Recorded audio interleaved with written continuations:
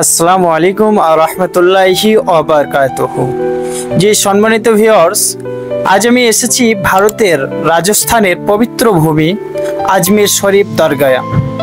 এটা সেই স্থান যেখানে বিশ্রাম নিচ্ছেন ইসলামের মহান সুফি সাধক খাজা মঈনুদ্দিন চিশতি রহিমাহুল্লাহ, যিনি গরিব নওয়াজ নামে সারা দুনিয়ায় পরিচিত।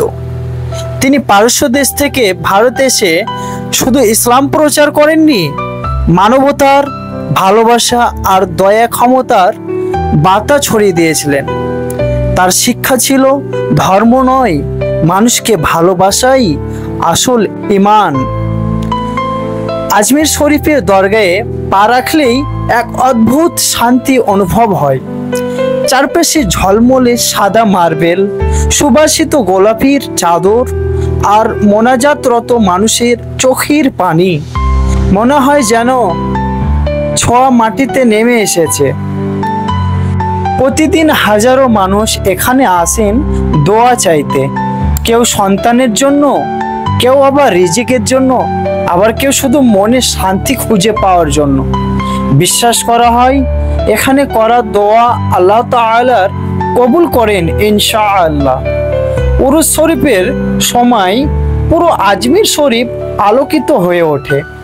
চলে কাওয়ালি, মিলাদ ও নিয়াজের মাহফিল। এই দরগাহ আজও মনে করিয়ে দেয় ভালোবাসা, সহানুভূতি আর মানবতা। এটাই খাজা গরিব নওয়াজ রহিমাহুল্লাহর সত্য বার্তা।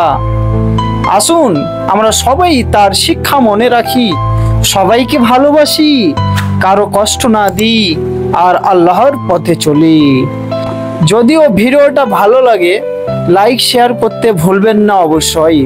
আসসালামু আলাইকুম ওয়া রাহমাতুল্লাহ। অবশ্যই যদি আমাদের এই ভিডিওটা আপনাদের কাছে ভালো লাগে তাহলে আমাদের সাথে যুক্ত হয়ে থাকুন আর সাবস্ক্রাইব করবেন আর অপরকে চ্যানেলটা অবশ্যই শেয়ার করে দেবেন।